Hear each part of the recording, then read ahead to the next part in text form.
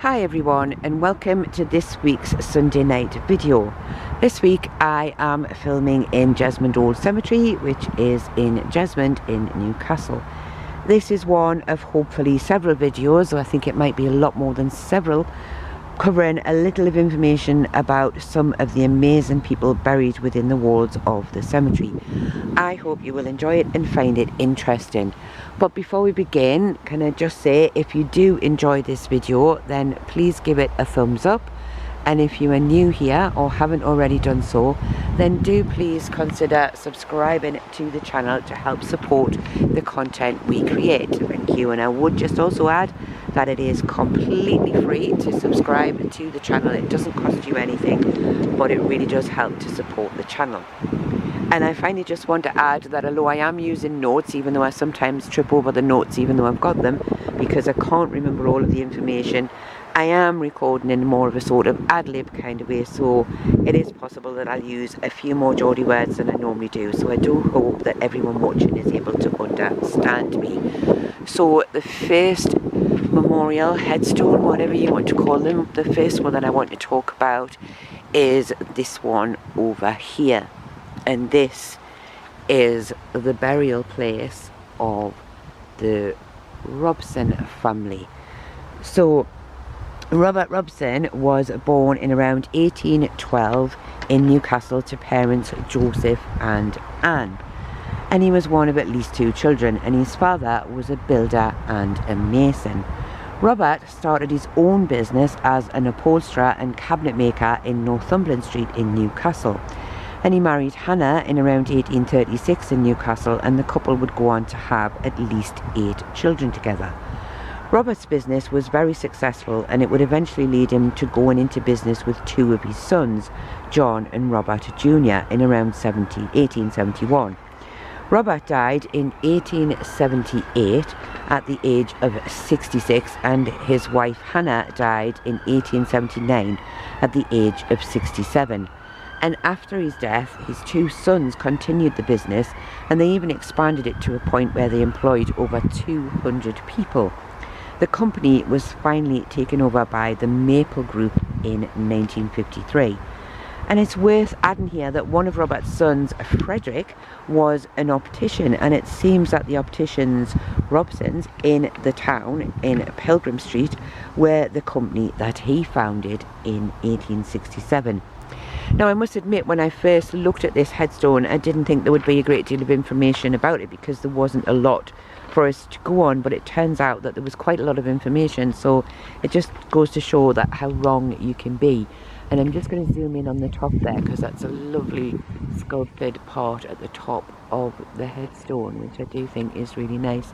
So I'm now going to move on to the next one, which is back this way into a bit more shaded area. So this is the burial place of John Green, who was a builder of Biker Hill. Now, just as the previous memorial had more information connected to it than I expected, this one had a little less than I hoped, but it's still, I hope, interesting. So John Green was born in around 1803 in Gateshead to parents Thomas and Maria, and he was one of at least 8 children. His father was a bricklayer. John married Elizabeth Robson, and the couple would have at least 6 children together. Although John was listed as a builder, I was not able to find any work that he had been involved in. He may well have been a house builder, so therefore his details wouldn't be as easy to find. In 1861, he's listed as a master bricklayer employing 6 men. John died in March of 1863 at the age of just 59, and his wife Elizabeth died in 1870 at the age of 73. And also on the headstone are 2 of the couple's grandchildren, who sadly both died in infancy. So as you can see on there, you have got Jane, the granddaughter, who died in infancy. I don't know if you can see that. And you also have another at the bottom who died when she was only 9 months old. So the next one that I'm going to move on to is just along here. It's quite a nice sunny day, so it does sometimes cause a little bit of problems with reflection and things like that, but hopefully you can still see everything that I'm looking at. So this is the grave of Robert Carnaby, and Robert Carnaby was the butcher of this town, which just basically means he was the butcher of Newcastle. It's quite a sad memorial really when you find the story of Robert's life. So Robert was born in around 1801 in Newcastle to parents Robert and Anne, and he was one of at least 7 children. And Robert had married Dorothy, and the couple had at least 1 child together. Robert worked, as I said before, as a butcher in Newcastle. And though I wasn't completely able to find any dates, it would seem that by at least 1853, Robert was no longer living with his wife and was actually living with his 2 sisters in Gallowgate. Now, Robert died in 1853 at the age of 53, and it would seem that his death was not seen as being from natural causes, and an inquest was held shortly after he died. And here it was stated that Robert's mind had been affected for quite some time. Now, it's not possible to know what may have been wrong with him, but sadly it seems that he may have caused his own death, as one morning in November he was found drowned in a water tub in the backyard of his sister's house.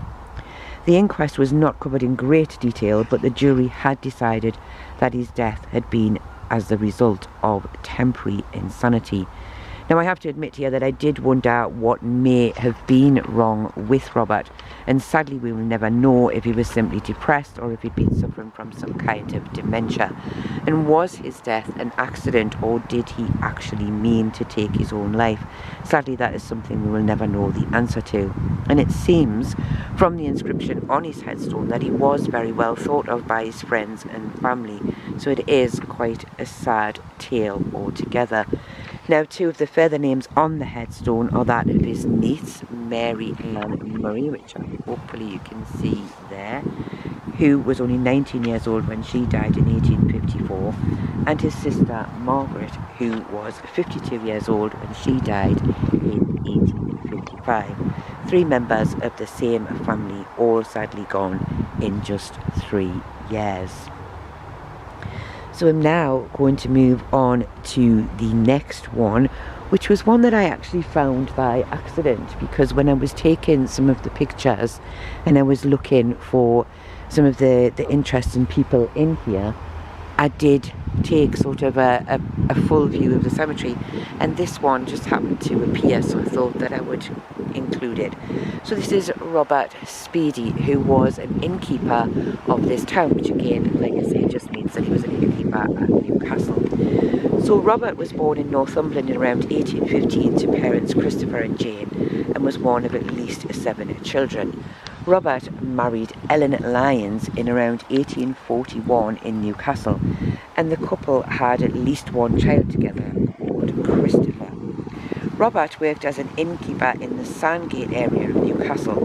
Now, sadly, I've not been able to find out the name or names of the public house or houses that he was connected to, so if anyone listening does know, then please do let me know in the comments below.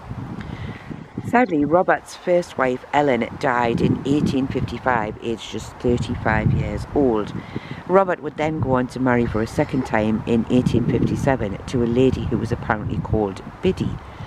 In 1863, sadly, his son Christopher died when he was only 18 years old. You can see that on there, at that point there, hopefully.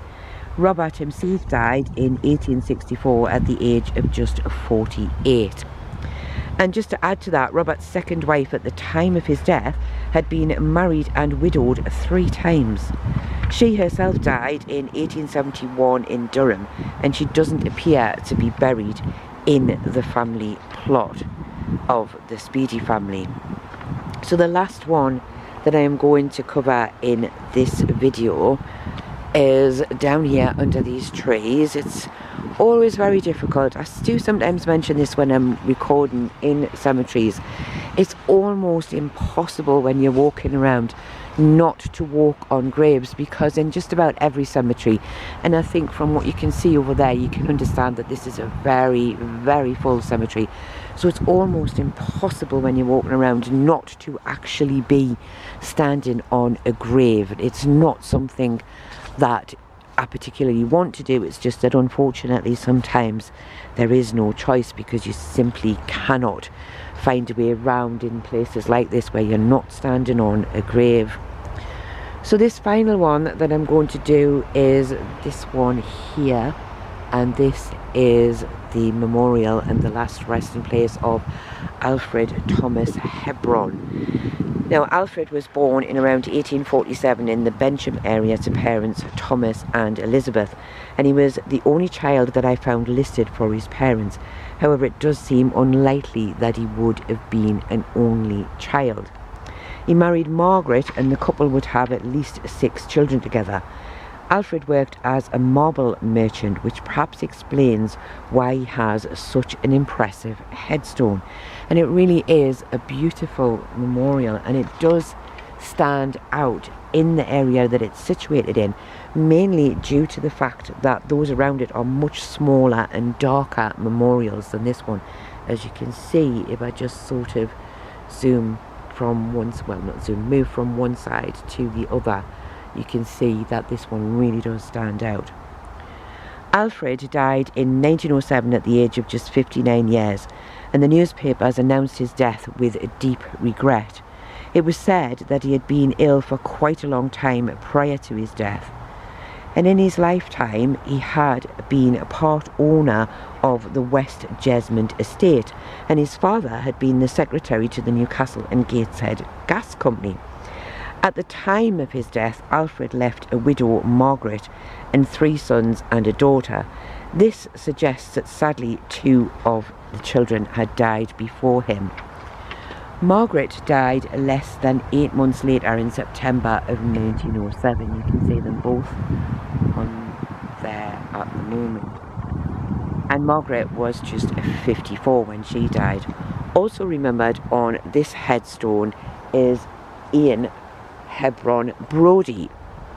Now I'm just moving round to the side where he is, and I don't know how well that's going to work because of the very, very bright sunlight. But Ian Brodie was the son of Alfred's daughter Isabel, and so therefore he would have been Alfred's grandson. And he died on active service in 1942 during World War II at the age of just 27 years. Ian left a widow, Agnes, but I did not find any details of any children for the couple.